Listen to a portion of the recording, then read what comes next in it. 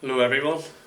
Um, just a quick video here answering a question that Patrick had from the YouTube channel My Projects.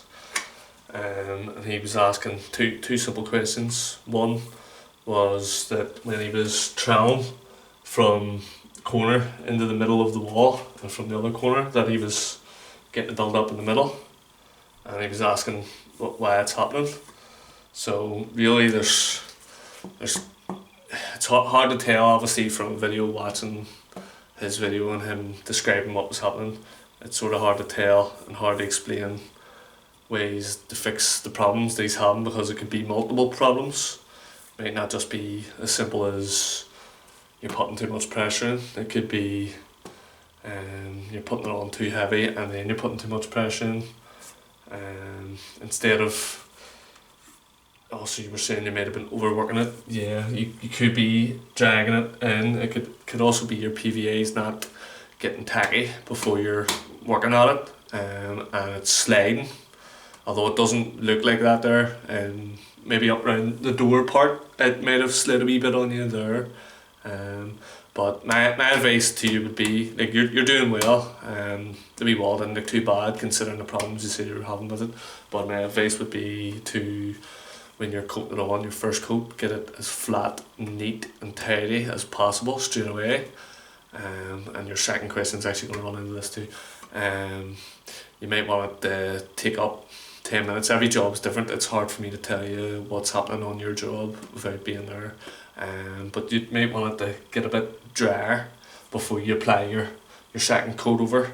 With your second coat, again, I would strongly suggest get it on as if you're trying to keep it as neat as possible, which will save you a lot of hassle, where the fact that you're killing two birds with one stone. You're second coating it and you're also keeping it neat and smooth for when you come to trowel it. You have less work troweling then. So what I would do then after you got your second coat on would be wash your tools, clean out your bucket, get back in, and then hopefully at that stage the wall is actually ready for your first trowel. And your first trowel, you don't need a big pile of pressure.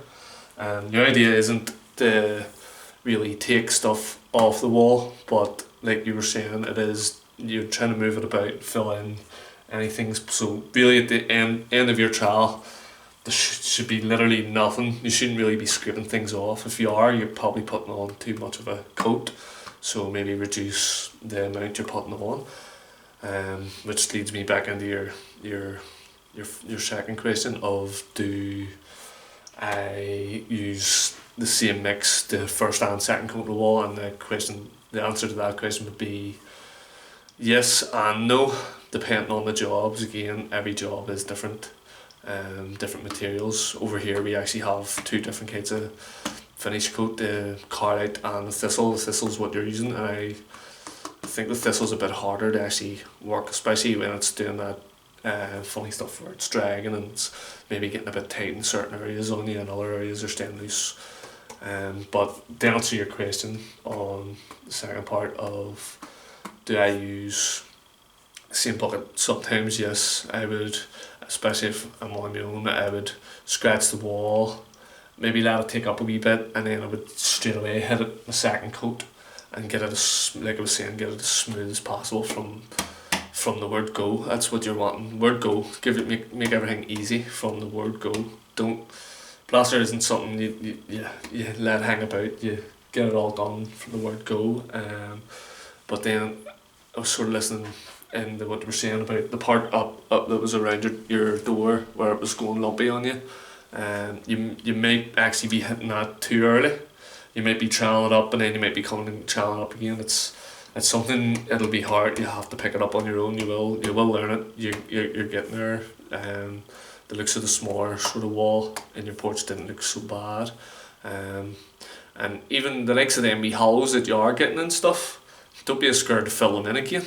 Don't think that's a whole complete reskin. Maybe you might get away with filling them in again. Maybe when you're doing another wall, use a wee bit of stuff and fill in all your hollows. And the likes of that high bit, maybe don't use a super flex, but sometimes you might be able to scrape it back and tidy it up and get it a bit neater for paint, because the likes of that will show up really bad on paint. Once it's painted, you'll notice that sort of lumpy ridge. So I hope all my waffling helped any. So, but if not, there will be more videos being uploaded by myself. So I hope that helped you, Patrick, and anybody else watching. There's plenty more to come, guys. Thanks for watching.